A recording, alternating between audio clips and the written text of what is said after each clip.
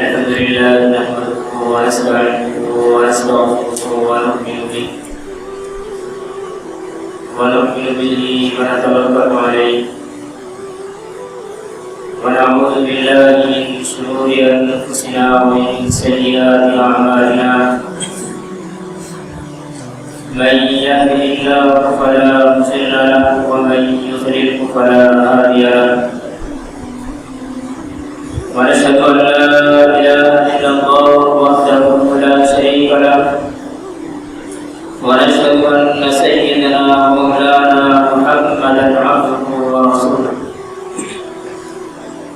صلى الله عليه وعلى آله وأصحابه وبارك وسلم تسليما كثيرا أما بعد فأعوذ بالله من الشيطان الرجيم بسم الله الرحمن الرحيم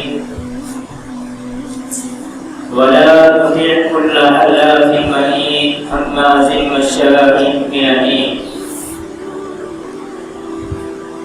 وقال النبي صلى الله عليه وسلم الكيس من دان نفسه وعمل لما بعد الموت. قرآن کریم کی دو آیت اور نبی کریم صلی اللہ علیہ وسلم کی ایک حدیث پڑھی ہے. اللہ تعالیٰ سے دعا ہے کہ اللہ تبارک و تعالیٰ صحیح طرح سے بات کہنے کی، سننے کی، سمجھنے کی اور پھر ہم سب کو اس پر عمل کی توفیق نصیب فرمائے. سورہ قلم کی آیات میں اللہ تعالیٰ کی قسم اٹھا کر کے آپ صلی اللہ علیہ وسلم کے اخلاق کو بیان کیا ہے. مشرکین مکہ، کفار مکہ صلی اللہ علیہ وسلم کو مجنون، پاگل، دیوانہ کہا کرتے ہیں. اللہ تعالیٰ نے کہا ما انت بنعمت ربک بمجنون، کہ آپ اپنے رب کے فضل سے پاگل، مجنون یا دیوانے نہیں ہیں. انک لعلی خلق عظیم، بلکہ آپ تو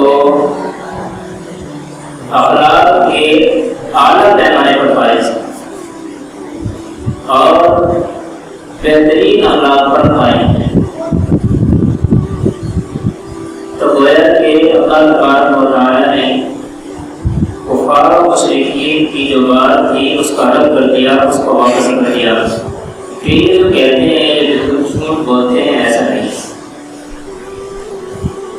اب جب اللہ تعالیٰ نے آپ صلی اللہ علیہ وسلم کو اخلاق کے اعلیٰ پیمانے پر فائز کیا اور قائم رکھا، تو اللہ تبارک و تعالیٰ نے آپ صلی اللہ علیہ وسلم کو کچھ باتیں سمجھائیں، کچھ طور طریقے زندگی گزارنے کے بدلائے. معاشرے میں انسان کے رہنے کے لیے، خصوصاً مسلمانوں کے اور مومنین کے کچھ اصول اور ضوابط اللہ تبارک و تعالیٰ نے قرآن کریم میں ذکر کر دی ہے. باقی بچے کچھ نبی کریم صلی اللہ علیہ وسلم کی زبانی حدیث میں اس کا تذکرہ بہت ہی آپ کو مل جائے گا، وہ بھی بیان کر دی گئی. اللہ تعالیٰ آپ صلی اللہ علیہ وسلم کو کہہ رہے ہیں وَلَا تُطِعْ كُلَّ حَلَّافٍ مَّهِينٍ، کہ نبی صلی اللہ علیہ وسلم آپ ہر وقت جھوٹی قسم اٹھانے والے کی اتباع نہیں کریں گے، اس کی فرما برداری آپ نہیں کریں گے. ایک بات یہاں پر آتی ہے انسان کا کیریکٹر معلوم کرنے کے لیے اس کا امیج معاشرے میں کیسا ہے؟ تو اللہ تبارک و تعالیٰ نے عبادات کو نہ کہ عبادت کی بلکہ معاملات کو اور انسان کی بول چال کو سامنے رکھا ہے۔ اس کا دلیل میں آپ کو قرآن سے بھی دوں گا اور آپ صلی اللہ علیہ وسلم کی حدیث سے بھی دوں گا۔ مشہور واقعہ ہے آپ صلی اللہ علیہ وسلم کا، جب آپ صلی اللہ علیہ وسلم نے ارادہ کیا کہ مجھے اب کھلے عام لوگوں کو اسلام کی دعوت دینی، تو آپ صلی اللہ علیہ وسلم پہاڑ پر پہنچے اور لوگوں کو جمع کیا۔ تو آپ صلی اللہ علیہ وسلم نے اب چونکہ آپ صلی اللہ علیہ وسلم کو یہ اعلان کرنا ہے کہ میں اللہ کا سچا نبی ہوں، اللہ کا سچا رسول ہوں، تو آپ صلی اللہ علیہ وسلم نے لوگوں کو جمع کر کے کہا کہ اگر تم لوگوں کو یہ کہوں کہ اس پہاڑ کے پیچھے سے ایک لشکر آ رہا ہے جو تمہارے اوپر حملہ کرنے والا ہے، کیا میری اس بات کو آپ تصدیق کرو گے؟ تو تمام نے بیت جمع ہو کر کہا تھا کہ ہاں ضرور ہم آپ کی بات کو تصدیق کریں گے۔ اب اگر نبی کریم صلی اللہ علیہ وسلم بغیر یہ بات پوچھے ان کے سامنے اس بات کو رکھتے تھے کہ میں اللہ کا نبی ہوں، تو شاید ان کی غلطی بعد میں نہ مانی جاتی کہ انہوں نے غلطی کی۔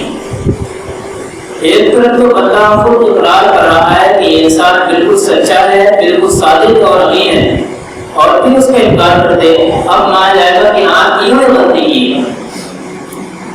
لیکن اگر پہلے سے معلوم ہی نہیں تھا، اس کے بارے میں کچھ پتہ ہی نہیں تھا، صادق ہے، امین ہے، جھوٹا ہے، کذاب ہے، کیا ہے، اگر اس کے بارے میں اس سے کہا جائے کہ یہ بندہ ایسا ہے اور اس چیز کا دعویٰ کر رہا ہے، تو وہ کہہ سکتا ہے کہ ہمیں پتہ نہیں، ہو بھی سکتا ہے۔ تو آپ صلی اللہ علیہ وسلم نے اپنی زندگی کا 40 سال کی زندگی کا کریکٹر پیش کیا ہے کہ میں ان لوگوں کی نظر میں کیا ہوں، میں ان لوگوں کی نظر میں کیا ایسے کرتا ہوں۔ سب سے بڑی چیز آپ صلی اللہ علیہ وسلم نے لوگوں کے سامنے جو رکھی ہے وہ یہی ہے، ان سے معلوم کیا کہ میں آپ کی نظروں میں، آپ کی نگاہ میں کیسا ہوں، آپ میرے بارے میں اگر میں یہ بات کہوں تو کیا سمجھو گے؟ تو ان لوگوں نے جب یہ بات کہی کہ ہم آپ کو بالکل صادق اور امین مانتے ہیں، تو آپ صلی اللہ علیہ وسلم نے آگے بات بڑھائی۔ بتلانا یہ اصول ہے کہ آپ صلی اللہ علیہ وسلم اگر چاہتے تو اپنی زندگی کے عبادات، اپنی زندگی کے روزے اور ہمارے جو آپ صلی اللہ علیہ وسلم نے عبادتیں کی ہیں اس کو گنا دیتے۔ آپ صلی اللہ علیہ وسلم بتا دیتے کہ آپ کو معلوم نہیں ہے میں 40 سال آپ کے درمیان رہا ہوں اور میں نے ہمارے کی جتنی عبادت کی ہے۔ آپ صلی اللہ علیہ وسلم کہتے تھے کہ میں آپ کے درمیان رہا ہوں، آپ نے مجھے دیکھا ہے کبھی کسی عورت کی طرف شہوت کی نگاہ سے دیکھتے ہوئے یا کسی کو میں نے کوئی بات کہتی ہو؟ نہیں، بلکہ آپ صلی اللہ علیہ وسلم نے اس بات کی صداقت ان سے دی، جو بات ان سے تصدیق کرائی وہ یہی بات تھی کہ آپ صلی اللہ علیہ وسلم صادق اور سچے ہیں۔ لیکن اللہ کرے مسلمانوں کے اندر بھی یہ تمام چیزیں پیدا ہو جائیں۔ ہمارے معاشرے میں ان دو چیزوں کے علاوہ ہر چیز آپ کو بھرپور ملے، معاملات میں اتنے زیادہ گڑبڑ ہیں اور جھوٹ بولنے میں اتنے زیادہ گڑبڑ ہے شاید کسی اور چیز میں نہ ہو۔ کسی کے ساتھ معاملہ کیا تو اس میں ڈھکوستے بازی چل رہی ہے یا اس کو چکر دیے جا رہے ہیں۔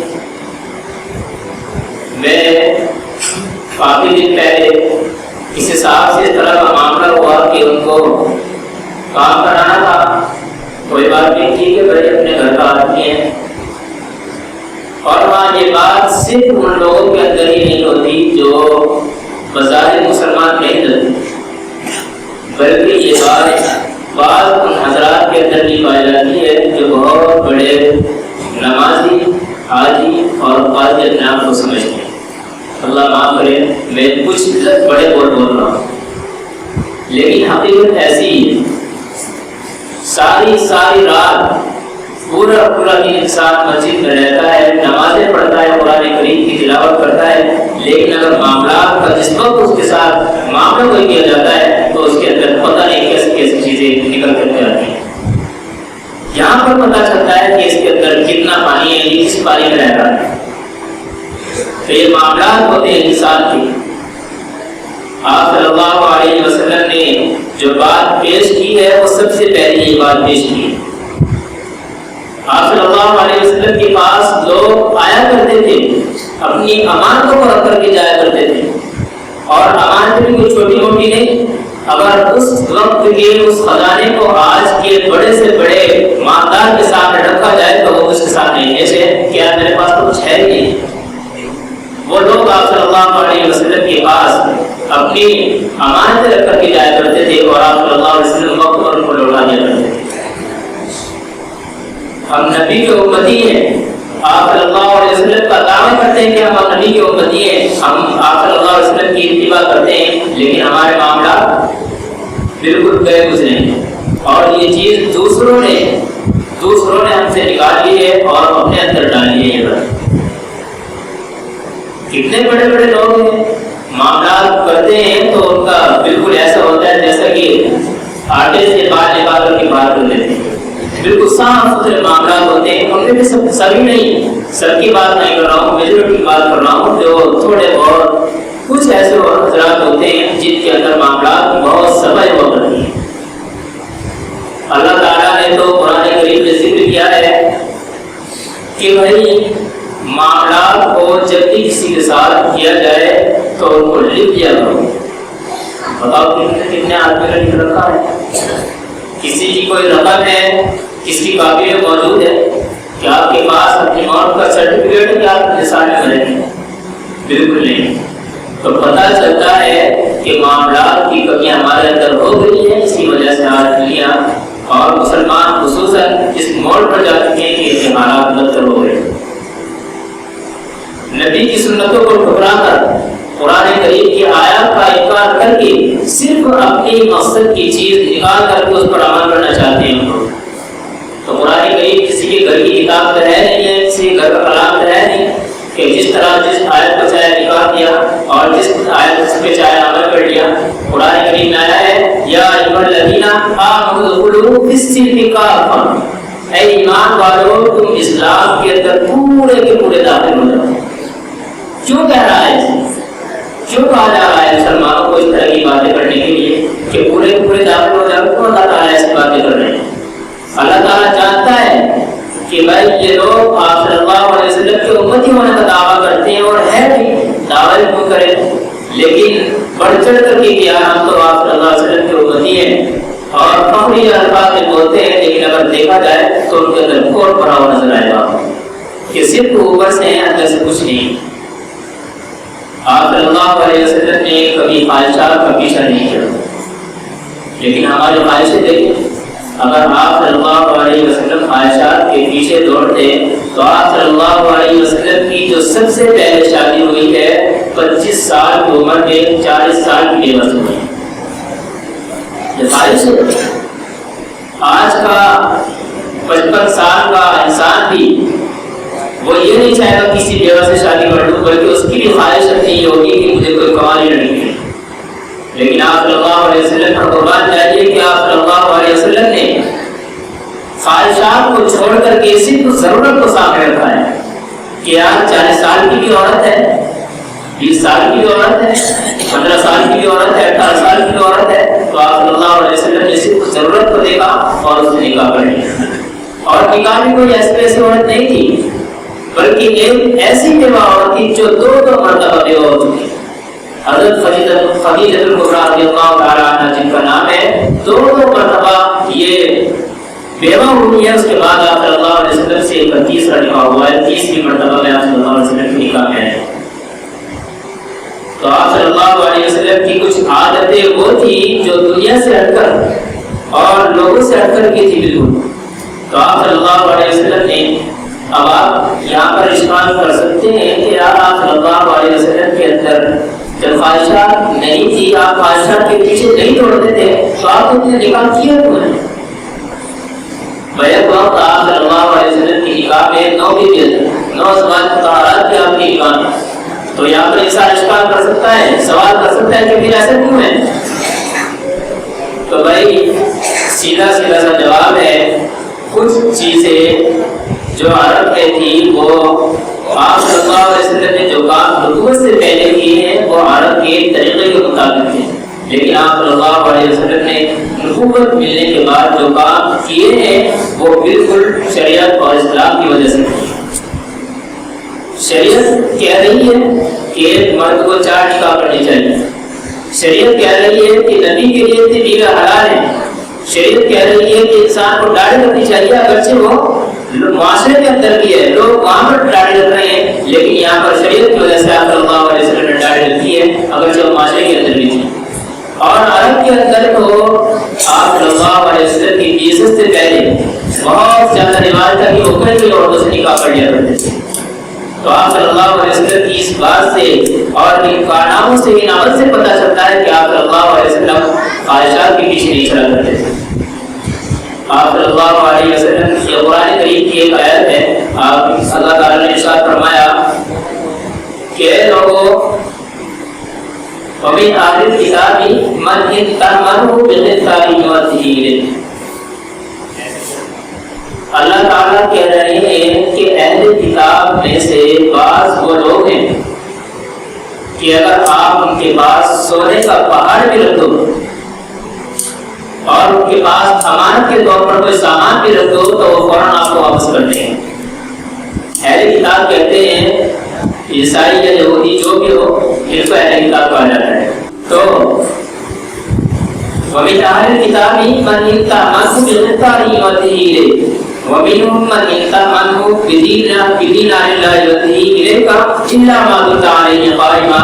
اللہ تبارک و تعالیٰ ارشاد فرما رہا ہے کہ بھائی بہت سے اہل کتاب میں سے وہ بھی ہیں کہ جو اگر آپ ان کے پاس 1 دینار بھی رکھتے ہیں ان کے اندر لالچ اتنی بڑی ہوئی ہے کہ آپ پورے دن جب تک ان کے سر پر نہیں پڑے ہوں گے تب بھی وہ ادا نہیں کر سکتے.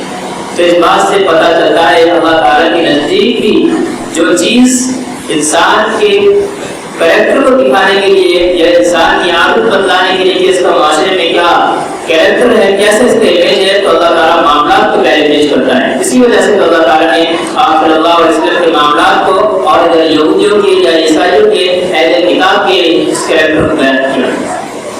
تو ہمیں بھی اپنے معاملات کو درست کرنا چاہیے اور ان پر ذرا سی چیزوں پر عمل کر کے انسان کو جن کا معلوم بھی نہیں ہوتا اللہ تعالیٰ بہت دور تک پہنچا دیا کرتے ہیں. اللہ عمل کی توفیق نصیب فرمائے. الحمد للہ رب